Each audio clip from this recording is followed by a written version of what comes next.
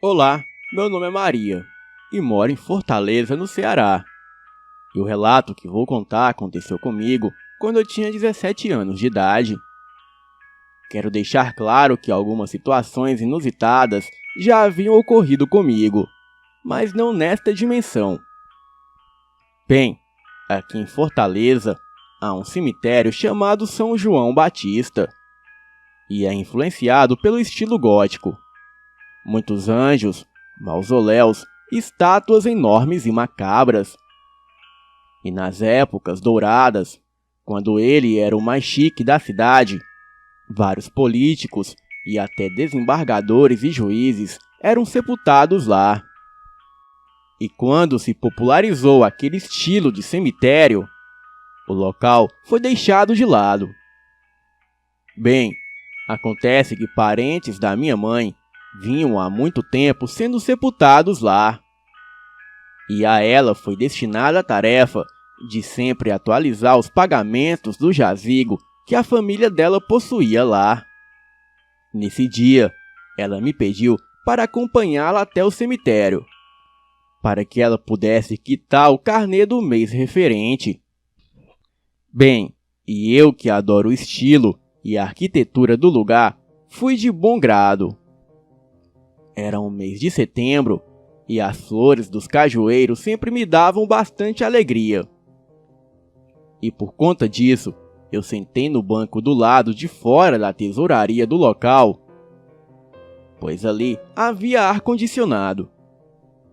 E aquela tarde estava muito quente. Esperei ali enquanto a minha mãe entrou para efetuar os pagamentos.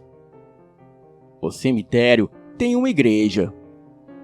E naquele dia eu podia ouvir os choros das pessoas lamentando o desencarne de algum parente. Cheguei perto para ver e pude perceber uma senhora muito bem arrumada se curvando no banco. E seu rosto era coberto por um véu preto. As outras pessoas não apareciam direito. Porém, eu vi a silhueta de algumas pessoas de costa. E acredito que as outras pessoas poderiam estar do outro lado, protegidas pela parede. Bem, era por volta de 4 horas. Achei o fato curioso daquelas senhoras se vestirem daquela forma. Uma delas olhou na minha direção e ficou parada. Era como se eu a estivesse atrapalhando. Então, ela estendeu a mão para mim, mostrando a palma. E fez um sinal, como se eu devesse parar de fazer o que eu estava fazendo. Voltei desconcentrada e sentei no meu banquinho, pensando que talvez eu estivesse incomodando elas. Enquanto eu observava as estátuas e os túmulos, eu avistei saindo do templo uma moça. Porém, era a moça mais linda que eu já vi até hoje. Ela estava impecavelmente arrumada e até parecia não ser de verdade. Os cabelos eram loiros acinzentados, de um tom que parecia incrivelmente natural. Muito alva, de olhos cor de mel e saia lápis cor de caramelo. Blusa branca de botão e muito bem passada, como se estivesse saindo da loja. Ela usava um salto preto e na sua boca um batom muito vermelho. E andava como se desfilasse. Era alta e incrivelmente proporcional. E eu, que adoro roupas e maquiagem, fiquei encantada. Ela veio muito serena andando e não olhava para os lados de forma nenhuma. Ela foi se aproximando e eu não entendi o estilo dela, pois aquilo não era uma roupa tão comum para uma mulher tão jovem, pois ela aparentava ter uns 19 anos de idade. E também aquele estilo de roupa não era comum nem mesmo para a nossa época. Enquanto ela caminhava em minha direção, os pelos da minha nuca eriçavam. E principalmente quando ela me deu um olhar de rabo de olho. e esboçou um sorriso no canto da boca. Pois bem, ela veio, passou na minha frente e foi em direção à saída. O pipoqueiro e o vendedor de picolé em frente ao cemitério, junto ao segurança na estrada, sequer notaram a presença dela. Eu achei muito estranho, pois como uma mulher tão linda não iria chamar a atenção de nenhum homem. Bem, e ela continuou seguindo. Quando, para minha surpresa, ela começou a atravessar a rua de frente ao cemitério, sem olhar para os lados. E ela seguiu enquanto os carros andavam e ninguém buzinou. E foi aí que eu vi o fato mais marcante da minha vida, pois os carros iam na direção dela e a atravessava como se ela não estivesse ali. Era como se um holograma ou um fantasma estivesse atravessando a rua. Bem, eu fiquei de boca aberta observando aquilo. E depois de alguns minutos, eu consegui descongelar. Corri e fui para o escritório da tesouraria. A minha mãe percebeu meu estado e me questionou. Eu disse a ela que queria entrar antes do cortejo sair. Tive que mentir para a minha mãe, pois fiquei com medo da tesoureira me achar louca. Mas de pronto, a tesoureira nos disse que eu ficasse despreocupada, pois naquele domingo não haveria nenhum cortejo. E também não havia ninguém sendo velado. Eu, de tanto medo, segurei o meu choro. E a minha mãe terminou tudo muito rapidamente, percebendo que eu não estava bem. Saí dali muito agoniada, enquanto o pipoqueiro, o sorveteiro e o segurança batiam papos descontraídos lá fora. Bem, eu nunca mais fui lá. E coitada da minha mãe, que vai sempre sozinha. Bom, este é o meu relato. Boa noite.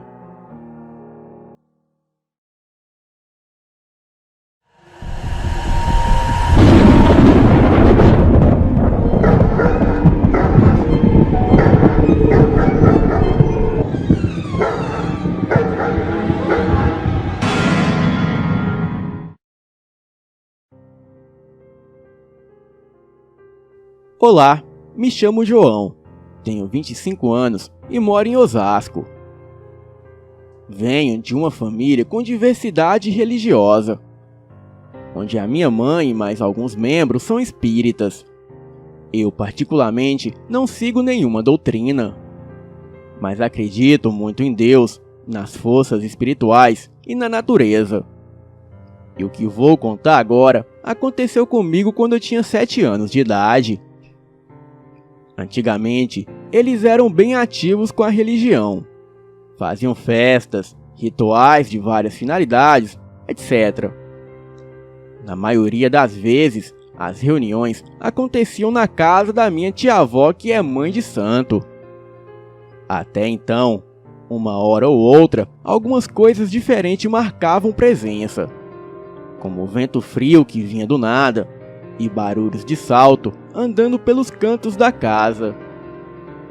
A minha mãe sempre explicou que aquilo não era nada maligno, como a grande maioria pode pensar. E de fato não era mesmo, pois sempre que aconteciam tais coisas, era porque alguém ali presente estava sendo liberto de algo ruim. Sem contar que nunca fomos atacados por nada nessas reuniões. Um certo dia, a minha tia ligou para a minha mãe dizendo que precisava de ajuda.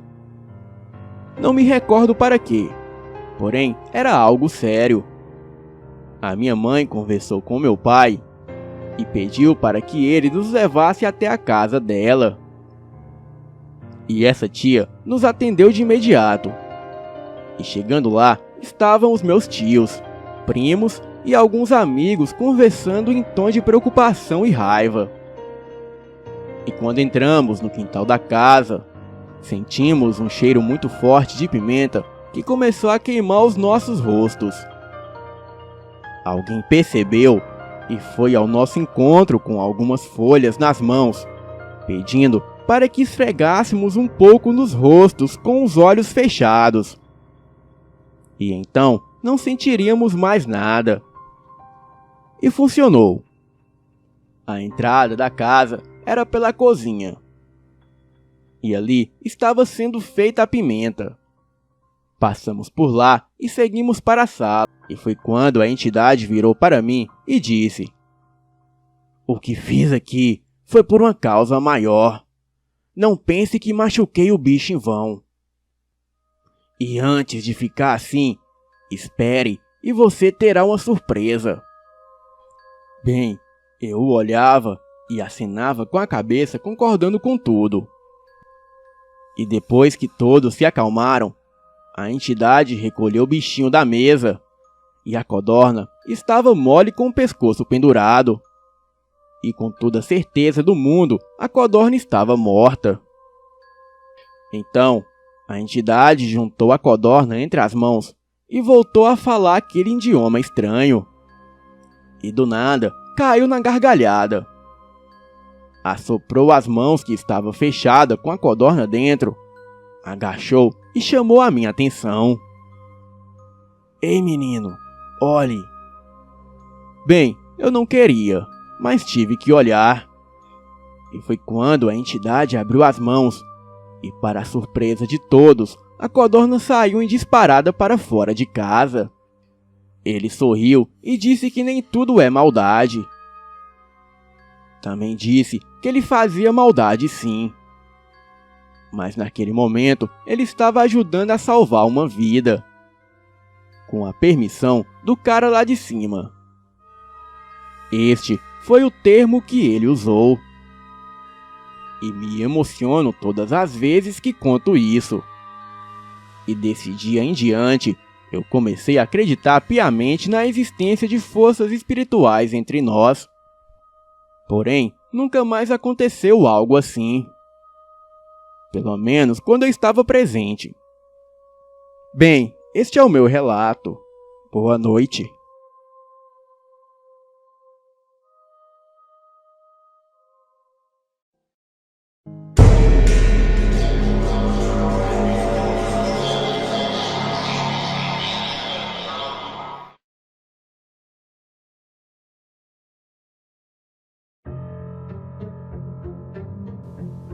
Boa noite. Eu me chamo Daniel e este fato se passou em 2004.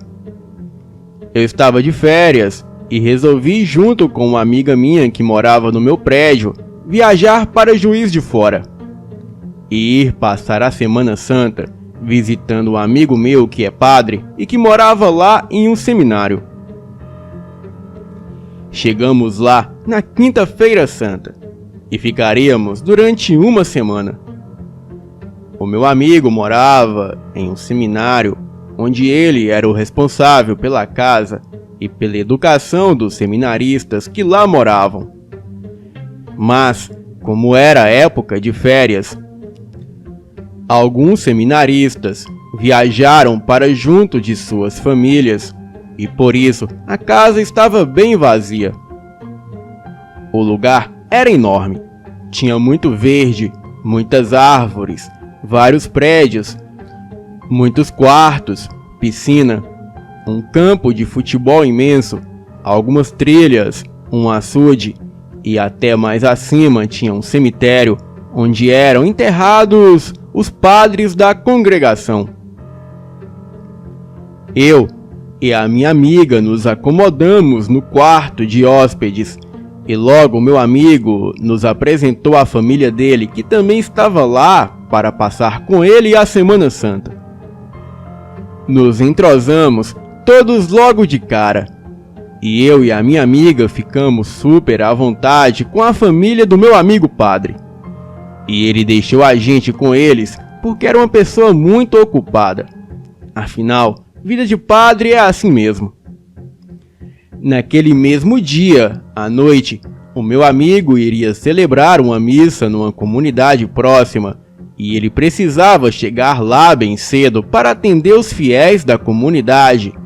E disse para mim e para minha amiga que nós poderíamos ir na celebração, pois naquela época eu era muito católico, mas que seria melhor nós irmos com a família dele, porque ele teria que chegar na igreja muito cedo, e a família dele iria mais tarde, e nós poderíamos aproveitar mais o nosso passeio com eles. Concordamos logo de cara. Dissemos a ele que depois nós iríamos com a família dele. Afinal, eram pessoas tão legais e tudo bem. Ao entardecer, começamos a nos preparar para ir à celebração de quinta-feira. Eu e a minha amiga estávamos prontos, e a família do meu amigo padre também estavam prontos. E assim, fomos embora para a missa. Já tinha escurecido, e para chegarmos do lado de fora nos portões de saída e entrada do seminário, teríamos que caminhar por uma estrada longa de terra, cheia de árvores enormes de eucalipto, que cercava a estrada que terminava nos portões do seminário. O ar era tão fresco por causa dos eucaliptos e da natureza ao redor do seminário. Fomos caminhando em direção ao portão. Nós íamos todos animados, conversando e rindo de algumas coisas que aconteceram durante o dia. Quando no meio do caminho, entre as enormes árvores de eucalipto, lá no fundo, perto de um córrego, nós avistamos ao longe uma figura toda de branco. Vimos que aquela figura estava agachada, e ela estava na beira do córrego de costas para nós. A roupa daquilo parecia aquelas túnicas enormes com um capuz. Achamos estranho aquela pessoa toda de branco estar ali agachada, mexendo no mato pertinho do córrego. Afinal, aquilo estava dentro do terreno do seminário. Bem, ele parecia estar fazendo algo lá, e pensamos que talvez fosse alguém colocando despacho na beira do córrego. Porém, ainda estava esquisito, e todos nós começamos a perceber que a figura continuava agachada, de costas para nós, e se mexendo, parecendo fazer alguma coisa com as mãos. E aquilo estava todo de branco. Mas não era um branco normal como costumávamos ver. Era um branco translúcido e transparente. Todos nós, a minha amiga, eu e a família do meu amigo padre, todos nós presenciamos aquilo. E quando percebemos que o branco da roupa da figura era translúcido, bem transparente, todos nós começamos a ficar com medo e apertamos o passo. Andamos bem depressa, sem olhar para trás, até alcançarmos o portão. Não sabíamos dizer o que foi aquilo. Ninguém entendeu nada. A única coisa que entendemos é que era algo sobrenatural, porque era translúcido. E nenhuma roupa da cor branca de alguém normal ficaria translúcida e transparente. E após acabar a missa, voltamos para o seminário e teríamos que atravessar novamente a estrada de eucaliptos para chegar no seminário. Atravessamos todos juntos novamente, e desta vez meio apreensivos, pensando que iríamos ver aquela figura novamente. Mas para nossa surpresa, quando passamos pelo local onde avistamos aquela figura, aquilo não estava mais lá. Ficamos aliviados e prosseguimos sem olhar para trás até chegar no seminário. E quando meu amigo retornou, já eram mais de meia-noite. Ficamos esperando ele chegar para contar o que vimos e perguntamos se ele também viu algo lá fora. Ele riu de nós e disse que estávamos todos loucos e delirando, porque ele não viu nada lá fora. E ainda ficou tirando sarro da gente. Bem, é normal que ele não acredite nisso por ser padre. Mas de uma coisa, eu e todos os que presenciaram sabemos que aquela figura não era deste mundo. E aquilo que vimos realmente era algo sobrenatural. Boa noite.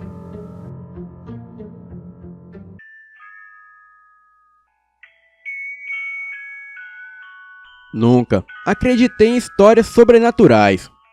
Sempre fui aquele tipo de pessoa que tem uma versão mais realista dos acontecimentos. Eu adorava desmentir as pessoas que chegavam até mim e dizia ter visto ou ouvido algo impressionante.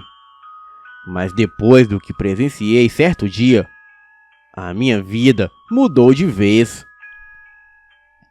Há cerca de 2 anos, os meus tios compraram um sítio próximo à cidade de Curitiba. O local era isolado da civilização e rodeado por um matagal. Eu fui com meu primo conhecer o lugar pouco antes da compra. E ao chegarmos lá, fomos recebidos gentilmente pela família que cuidava da casa para os antigos donos. O casal tinha 4 filhos pequenos, que olhavam para nós com uma expressão triste. Definitivamente, aquela era uma família triste. Mesmo assim, eles mostraram a casa inteira, menos um quarto que ficava mais ao fundo da propriedade. É claro que nós perguntamos por que eles fizeram isso, e eles responderam que o quarto estava muito sujo e cheio de entulhos. E depois que o meu tio comprou o sítio, o meu primo e eu conversávamos com um dos poucos vizinhos que havia ali. O vizinho nos contou que suspeitava que aquele casal, supostamente, havia matado um dos seus filhos menores que nascera com problemas mentais. O garoto teria sido sufocado com um travesseiro, naquele mesmo quarto que se encontrava trancado. O vizinho falou que havia acompanhado a gravidez da mulher durante 9 meses. E um certo dia, o casal lhe contou simplesmente que a mulher tinha perdido o bebê no quarto, e por isso isolaram o local. Mas o vizinho, curioso, alguns dias depois, viu a mulher jogando fora alguns travesseiros, que segundo ele estavam em bom estado. E por que aquela família pobre iria desperdiçá-los assim? O vizinho disse que era o único que sabia da história e nos fez prometer que não contaríamos para ninguém. O meu primo e eu achamos a conversa meio exagerada e praticamente não ligamos para isso. Alguns meses depois, quando meu tio já havia comprado a casa, o meu primo me convidou para passar um fim de semana no sítio com os pais deles e também com meu outro primo. Durante o dia, nós olhamos aquele quarto e realmente ele estava cheio de bagulho. Cama velha, guarda-roupa quebrado e sobre a cama vários pedaços de madeira que impediam a gente de entrar. Mas até aí tudo bem. Mas as coisas estranhas insistem em acontecer à noite. Eu acordei para ir ao banheiro e ao passar pela cozinha, observei que o relógio marcava 3h30 da madrugada. E como quase todos os eletrodomésticos estavam desligados, o único barulho que eu ouvia era o da geladeira. E o primeiro pensamento que passou pela minha cabeça diante daquela situação foi o do bebê. A minha nuca se arrepiou só de imaginar uma criança no quarto. Tentei pensar em outra coisa, mas não conseguia. E quando saía do banheiro, olhei de longe e a porta do quarto estava fechada. E tudo ali estava muito escuro. Eu tinha que caminhar até a varanda onde estavam as redes para dormir. E todo mundo já estava dormindo. E eu estava acordado no meio da casa, com aquele pensamento ruim. E quando me virei para sair, ouvi um barulho bem estranho, vindo daquele quarto, como se fossem lençóis sacudindo. Bem, eu pensei, não tem como ser ninguém dormindo ali, pois os meus primos e os meus tios estão lá fora. Neste momento, o meu coração acelerou.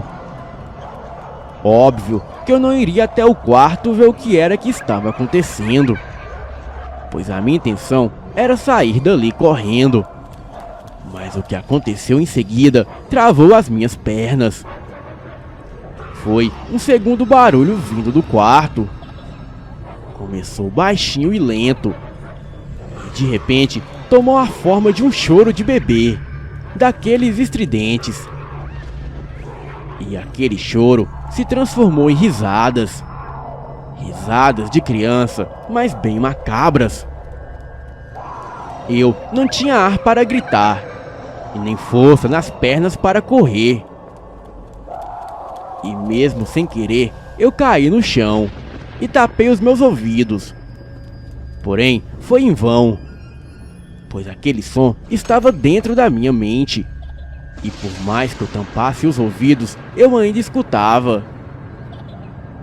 Rezei para que alguém mais tivesse escutado, mas ninguém chegava.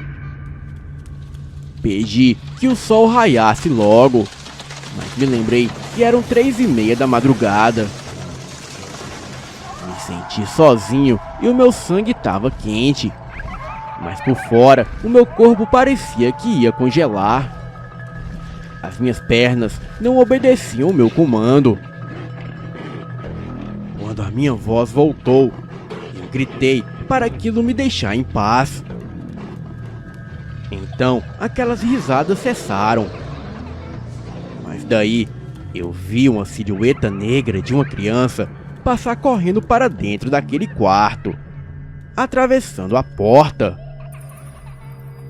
E foi aí que eu consegui me levantar. Meu coração já estava quase saindo pela boca.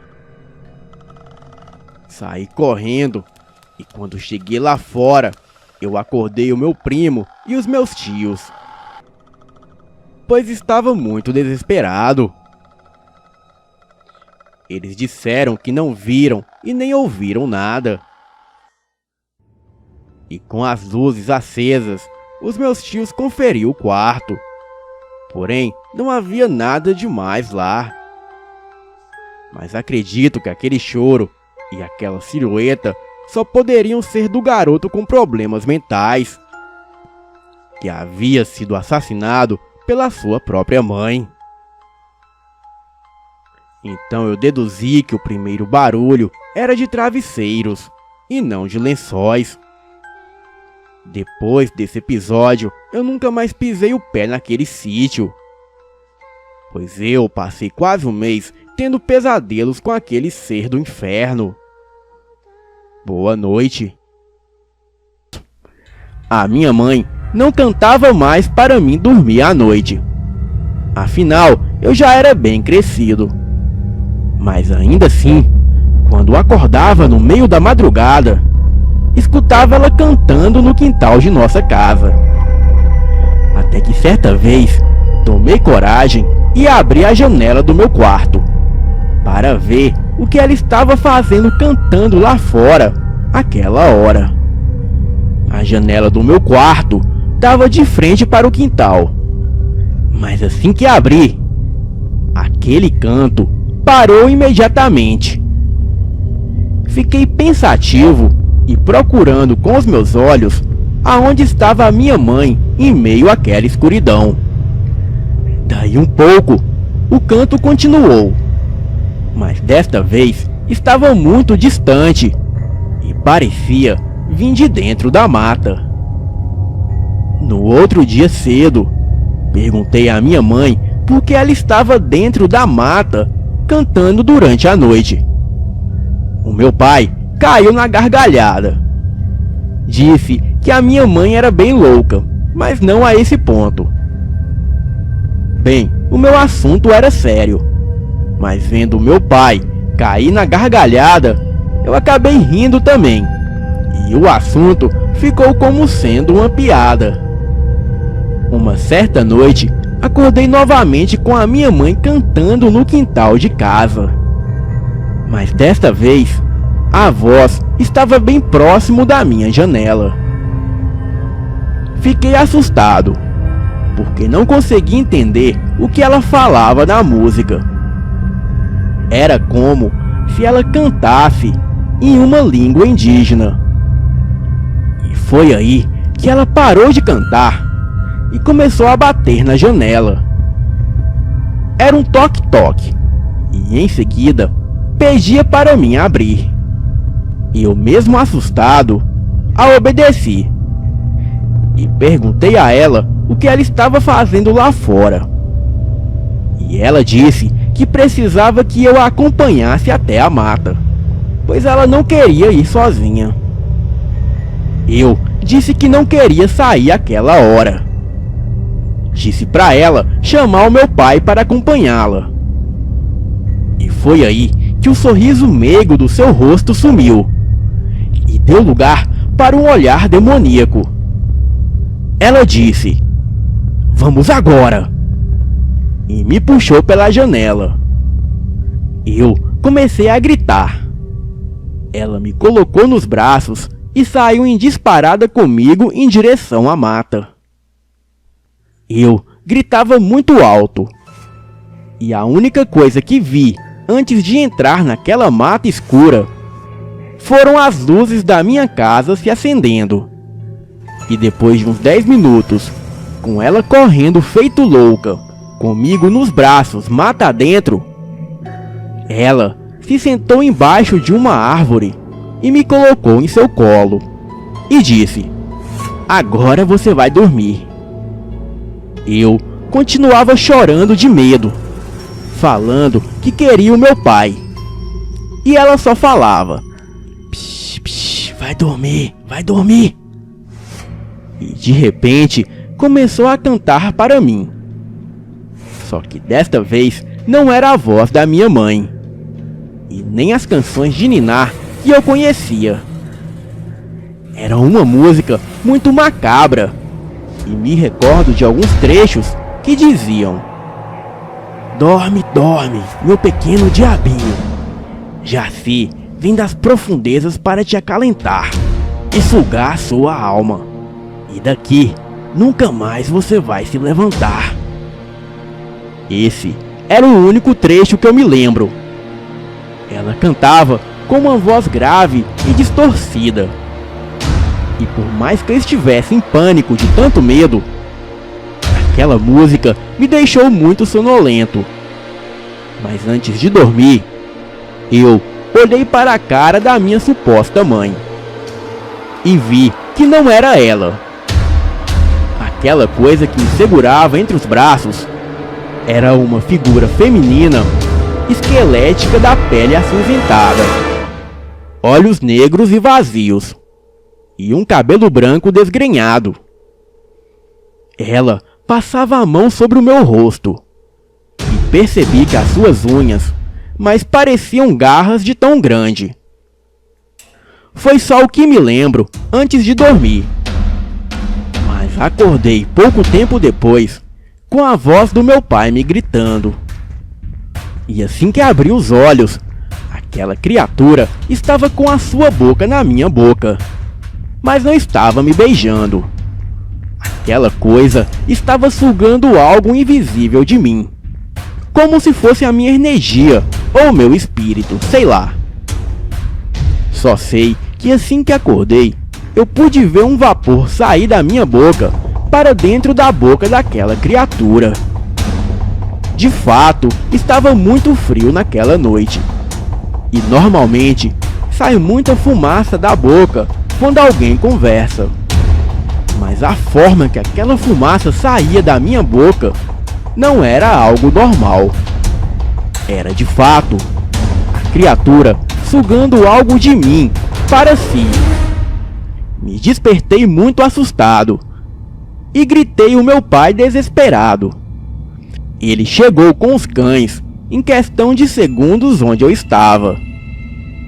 Assim que aquela coisa viu meu pai, aquilo se pôs de pé e abriu os braços com aquelas longas garras. Virou para o meu pai e disse com uma voz assustadora: "Deixe-no em paz, ele está desamparado." O meu pai deu um tiro com a espingarda na criatura e saiu correndo em uma velocidade fora do normal, pulando de árvore em árvore. Os cachorros não tentaram seguir aquela coisa. Eles apenas grunhiam de tanto medo. O meu pai me pegou nos braços e correu comigo para fora daquele lugar. E assim que colocamos os pés fora daquela mata, ouvimos um grito de muito ódio e maldade, entoado de dentro da mata. Mas o grito foi tão alto que vimos vários pássaros voando assustados. Meu pai fechou todas as portas de casa e até os cachorros ficaram dentro da casa.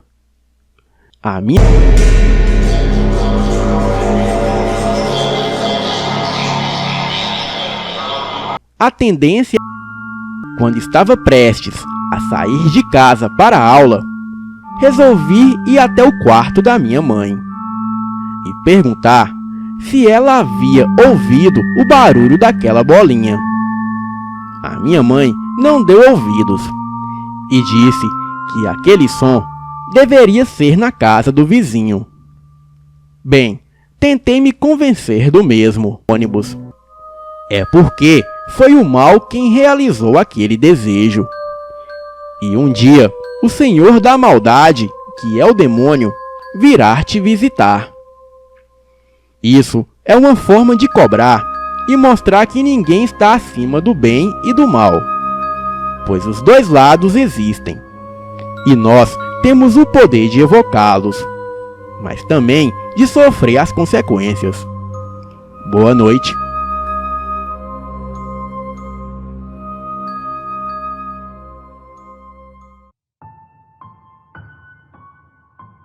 O pai de um amigo meu tem um sítio numa cidade do interior do Ceará. Cerca de 5 anos atrás, quando estávamos de férias escolares, o meu amigo e o seu primo resolveram ir passar um dia neste sítio, já que eles estavam na cidade e não havia nada melhor para fazer.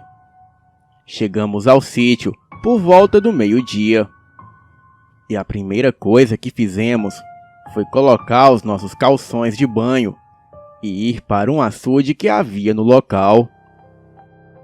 Era época de chuva, e o pai do meu amigo tinha fincado um tronco enorme bem no meio do açude, para medir a profundidade e o aumento do nível da água. Então, começamos a nadar até onde estava o tronco e brincar ao redor. Mais cedo, havia algumas pessoas ali, mas por volta das 4 horas da tarde, só estavam nós 3 ali, brincando e se divertindo. Eu com 13 anos na época, o meu primo Flávio também com 13 anos, e o amigo dele, Hugo, com 12. Era uma tarde quente e agradável. Alguns minutos ali brincando, e logo chega um senhor de meia idade. Ele estava com 2 galões de água grande, porém os galões estavam vazios. Foi até a margem e nos chamou e disse para não ficarmos ali. E antes de ir embora, ele alertou novamente para não ficarmos ali até tarde. Também disse que ele não é de se importar muito com os humanos e nem de se envolver em seus problemas. Mas como eu havia sido muito carismático com ele ficaria próximo, caso eu e os meus amigos precisassem. E em seguida, ele saiu carregando os galões nas mãos, como se aquilo não pesasse nada. Fiquei ali parado, pensando no que ele disse, e ficava me perguntando: como assim vocês humanos? Bem, ele deve estar caducando. E em seguida, voltei rindo para junto dos meus amigos, que ainda estavam se divertindo na água. Aquela tarde estava mais quente que o normal, e todo aquele calor nos motivou a continuar ali, nos deliciando daquele banho fresco. Tão logo escureceu, e por volta das 19 horas, quando já estava bem escuro, decidimos ir embora. Mas antes, ficamos ali na margem conversando mais um pouco, antes de voltar para casa. E enquanto conversávamos, tive a impressão de que algo nos observava ao longe. Vez ou outra, ouvia galhos se quebrando e folhas sendo amassadas na mata, que ficava em volta do açude. E de repente, saiu um enorme cão negro da mata e ficou deitado ali a uns 100 metros de nós. Ele nos olhava fixamente, com seus olhos amarelos enormes que brilhavam quando refletidos na luz da lua. Ele estava deitado próximo à trilha que cortava a mata, ou seja, perto do único caminho para irmos embora dali. O cão não tirava os olhos de nós, nem sequer por um minuto. Então, começamos a sentir um cheiro forte de enxofre e cachorro molhado. E mesmo assim, decidimos sair dali e voltar para casa. Mas assim que levantamos, o cão se pôs a rosnar com os seus olhos fixados em nossa direção. Sabíamos que não havia ninguém por perto, mas a intenção era de assustar aquela coisa. Então, todos nós começamos a gritar muito alto por ajuda. Tão logo apareceu aquele senhor dos galões de água. Ele estava vindo calmamente, assobiando pela trilha da mata. A criatura, assim que o viu, começou a rosnar e a andar em sua direção. Pensei comigo mesmo: coitado do vovô, vai ser destroçado. Mas infelizmente não podemos fazer nada. Aquela coisa pulou em cima do velho e já imaginamos que seria o seu fim. Porém, não foi isso que aconteceu, pois o velho, com uma força incrível, segurou a fera monstruosa com os braços e a jogou para trás. A coisa se levantou rapidamente e tentava acertar o senhor com patadas, mas aquele velho se defendia e atacava. Posso jurar para vocês que não estou louco. E o velho lutava como se fosse o Bruce Lee. Se esquivava dos golpes e mordidas da fera, enquanto a golpeava com socos e golpes aéreos. Era uma coisa incrível. O velho saltava como um gato e acertava chutes na cabeça da coisa.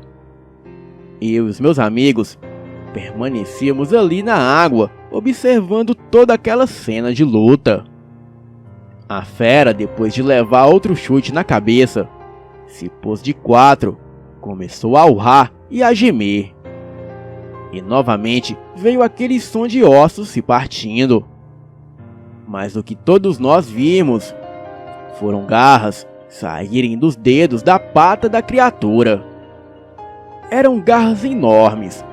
Deveriam ter cerca de 15 centímetros cada. E seus dentes ficaram ainda maiores, que mal cabiam em sua boca. A coisa correu numa velocidade incrível e golpeou o senhor, o arremessando a vários metros de distância. Pensei comigo mesmo: se o velho morrer, nós estamos mortos. E por mais que eu estivesse me borrando de medo, era muito empolgante presenciar toda aquela cena. O senhor se levantou rapidamente do chão, sem usar os braços para se apoiar. Ele simplesmente jogou as suas pernas para frente e tão logo ficou de pé. Foi bem parecido com aquelas cenas de luta. E em seguida, com uma das mãos, ele tirou a sua camisa rasgando. E o que deu para notar em seu corpo foi muito pelo. Ele tinha todas as feições humanas, mas o seu peito era coberto por uma densa pelagem marrom. Também percebi que os olhos do senhor estavam amarelos esverdeados. E tão logo a criatura investiu contra ele novamente e cravou as suas presas no braço do velho. Deu até para se ouvir o barulho daquela mordida pesada. O velho, com a outra mão, segurou o focinho da criatura e em seguida, com as duas mãos, foi forçando a boca da fera. E logo ele subiu em cima da criatura, a derrubando no chão. E gritando, ele rasgou o focinho do bicho, quebrando a sua mandíbula. A criatura no chão tremia como se tivesse algum tipo de convulsão. Então, o velho segurou o pescoço da fera entre os braços e com a outra mão girou o pescoço da coisa com toda força, onde fez um estalo muito alto. E em seguida, a fera parou de se mexer. O velho olhou em nossa direção e nos mandou sair da água. Percebi que o seu braço sangrava muito, devido à mordida que ele tomou. Quando olhei para a criatura, aquilo já não era mais aquela coisa horrenda, e sim um homem moreno e muito alto. Ele estava com a cabeça virada para trás e a mandíbula quebrada.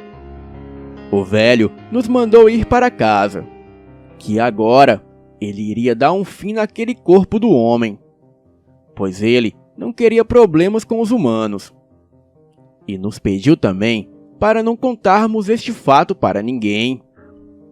Chegamos em casa e levamos uma bronca por ficar no açude até tarde da noite. E a todo momento, eu e os meus amigos ficamos pensando em contar todo o ocorrido, mas com certeza ninguém acreditaria em nós.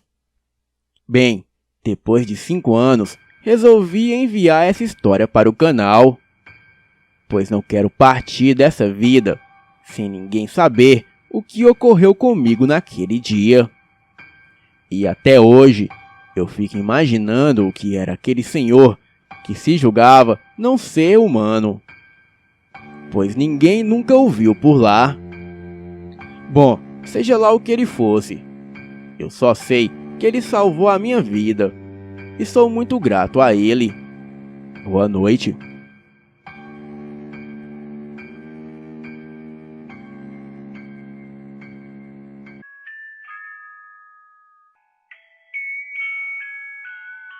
O ano era 1999 e nessa época eu me recordo que na minha rua os guris adoravam inventar. Nesta época, todos os garotos e garotas da rua estavam naquela fase de descobertas. Eu era um pouco mais novo do que a maioria, mas sempre participava das brincadeiras. Brincadeiras essas do tipo esconde-esconde, jogo de garrafa e pega-pega. Tinha vezes que a gente mexia com o sobrenatural, fazendo aquela brincadeira de chamar a loira do banheiro, jogo do copo, etc. Tudo na verdadeira inocência. Até que um dia do mês de dezembro, já próximo ao Natal, todo mundo estava combinando de pegar galhos no cerrado. Então fomos. Estávamos em 14 pessoas. sendo 10 meninos e 4 meninas. E ninguém contou para os pais que íamos buscar galhos no cerrado. Eu fui o último a sair, e quando ia chegando no cerrado, eles já estavam um pouco adentro. Eu podia ouvir eles conversando besteiras. Fui seguindo os barulhos, até que o meu colega ficou para trás para tirar a água do joelho. Daí eu me encontrei com ele, e fomos seguindo a conversa de todo mundo. Até que em um momento, todos eles pararam, sendo que eu e o meu amigo ficamos para trás. Conseguimos alcançar o resto da turma. Então eu perguntei: tem muita madeira aqui? E o meu colega, que se chamava Diego, disse: não, é porque eu acho que a Camila e o Jefferson se perderam do grupo. Nós estávamos em 12. Neste momento, o Diego contou e verificou que haviam 12 pessoas no grupo. O grupo original eram de 14 pessoas. Preocupados, fomos em busca do Jefferson e da Camila. Mas ao mesmo tempo, sempre atrás de madeira também. Sendo que todos se mantinham juntos para não acontecer de ninguém mais se perder. Passamos uns 10 minutos caminhando, até que eu vi o Jefferson com a Camila bem distante. Eles estavam fazendo aquilo, vocês sabem o que. Eu dei um grito, e foi aí que eles ouviram e rapidamente se vestiram. Todos viram aquela cena e caíram na risada. Porém, eu sentia que tinha algo de diferente no grupo.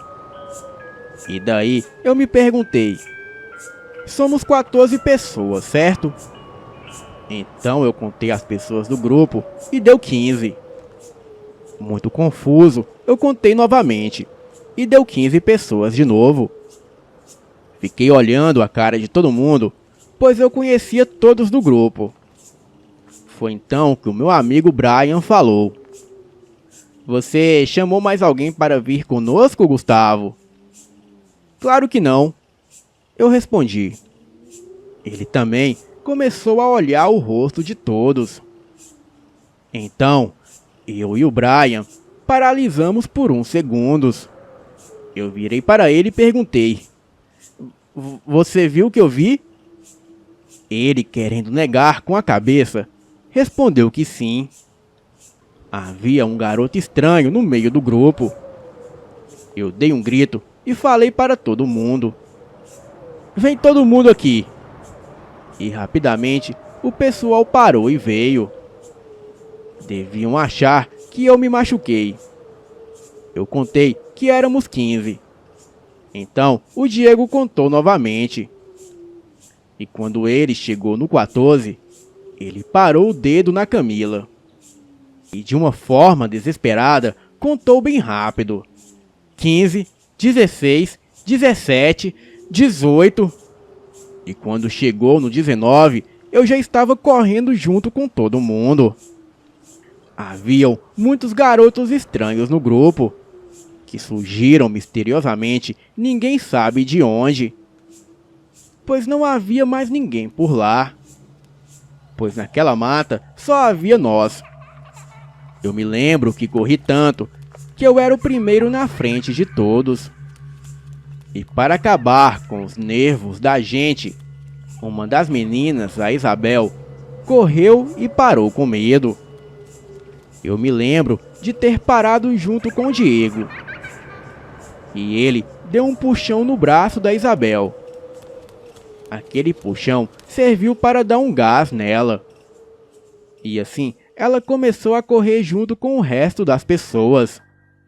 Chegamos no asfalto e continuamos correndo, até chegar na esquina da nossa rua. Todos ficaram parados. E a rua estava bem movimentada com carros passando, pois estava próximo do Natal.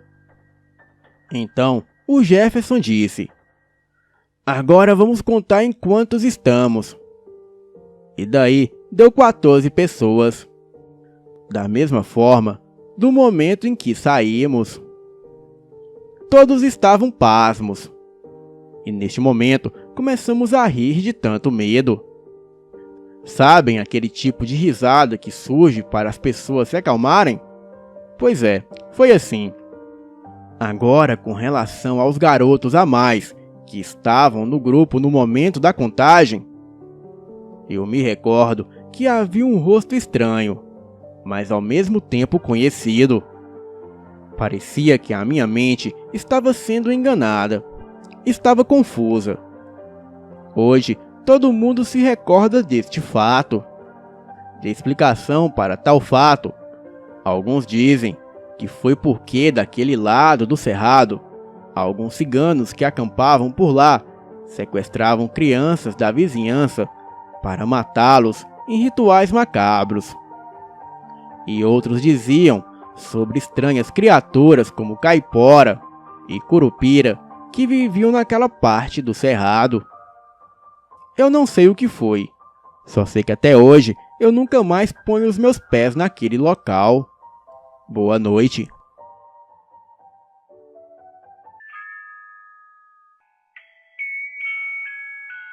Vou contar uma história verdadeira que aconteceu comigo após sair do trabalho. Quando eu me lembro, me arrepio todo o corpo.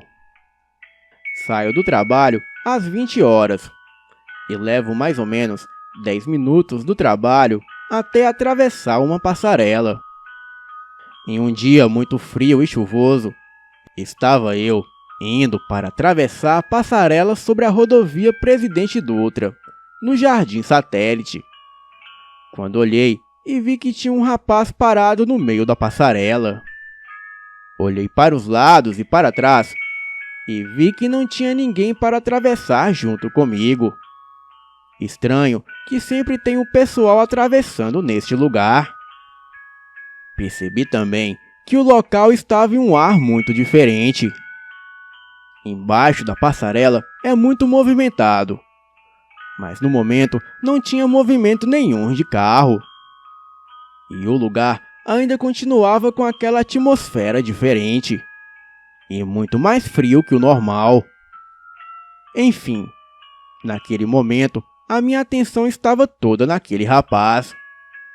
E quando vi, parei e fiquei com muito medo. Rezei e pedi a Deus que me guardasse naquele momento, pois sentia um pressentimento ruim no trajeto. Então comecei a atravessar. E quando olhei para frente, vi uma mulher. Ela vinha sentido contrário a mim, empurrando um carrinho com uma criança. Ela e a criança estavam vindo na chuva. Achei aquilo muito estranho. Aí tomei coragem e agradeci a Deus, pois eu e aquela mulher nos encontraríamos justamente onde o rapaz estava parado. E passando pelo rapaz, eu olhei para ele, mas ele nem se mexeu. A mulher com a criança no carrinho estava com a cabeça baixa e nem me viu. Então andei bem depressa e dei uma virada para trás para ver se a mulher havia passado normalmente pelo rapaz. E foi quando eu levei um susto. O rapaz estava no mesmo lugar e a mulher havia desaparecido em uma fração de segundos. Achei tudo tão estranho. E quando havia acabado de atravessar a passarela, parece que num passe de mágica, tudo havia voltado ao normal. Os carros já transitavam normalmente e aquele clima estranho e escuro havia sumido. Quando cheguei no ponto de ônibus, rezei novamente agradecendo a Deus, pois aquele rapaz que estava ali parado em meio à passarela parecia muito perturbado e confuso. Acredito eu que com certeza ele me faria algum mal. Hoje, quando me lembro deste fato, sinto um arrepio e me recordo muito bem da cena. Bem, eu continuo atravessando o mesmo lugar até hoje. E quando o dia está frio e chuvoso, Eu rezo para que nunca mais aquilo aconteça. Boa noite.